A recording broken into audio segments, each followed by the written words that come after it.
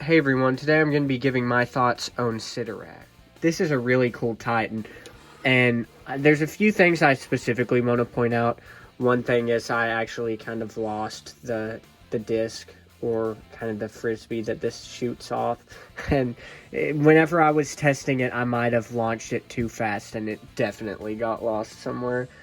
But I was very impressed immediately by this set once it was fully put together. I actually got one with instructions, so I was able to build him. Usually whenever I buy guys on eBay, I don't really care to build them. I just get them sheerly for the pieces. But I was very pleased after building this set to find out that he's really big and honestly a super cool playset. One thing that's odd is this arm is just freely rotating, and that's fine. Sometimes those functions are kind of cool in kids' toys, but I prefer them to have friction, especially if you were to animate with this. He would be impossible to animate with unless you gave that some friction. And as you can see, he has this super cool ejecting sword, which I think is a super satisfying feature. So these Bionicle guys were honestly packed full of play features, because of course he had a disc here that you could launch off, but I did, and it is lost now. But I just really like how he looks. For one thing, it's cool that his arms are off at an angle, which is a good design choice, especially when coupled with these double joints here.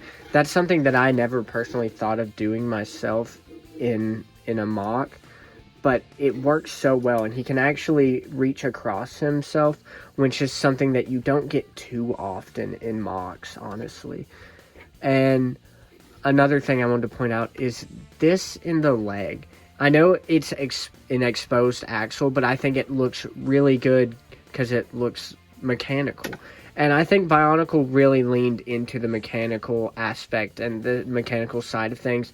And Hero Factory really didn't do that. Hero Factory was too clean in most areas.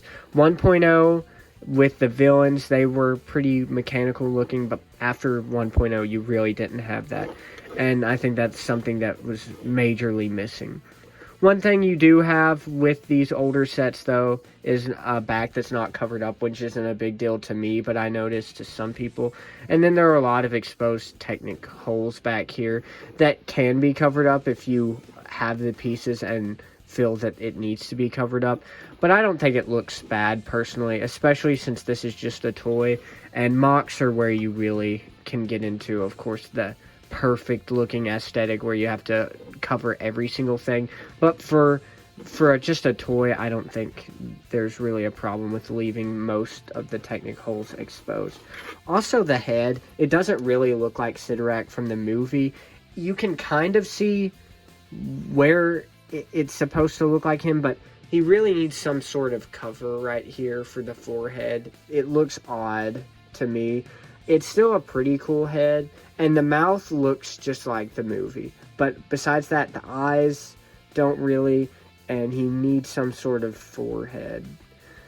But that's just me. I'm sure somebody has made a perfect Sidorak head on a MOC or something. And this head is close enough, but I still think it should be a little bit better. I like the foot design too. I think it's really cool. He stands very well. A second ago he tried to fall over, but that's because one of these joints is a little bit loose. He's about 12 inches tall, I believe. So he's a pretty big set. I really enjoyed the build, and he's a really fun set to look at and play around with. And that's really all I have for this video. Thanks for watching. Please like and subscribe and check out some of my other videos.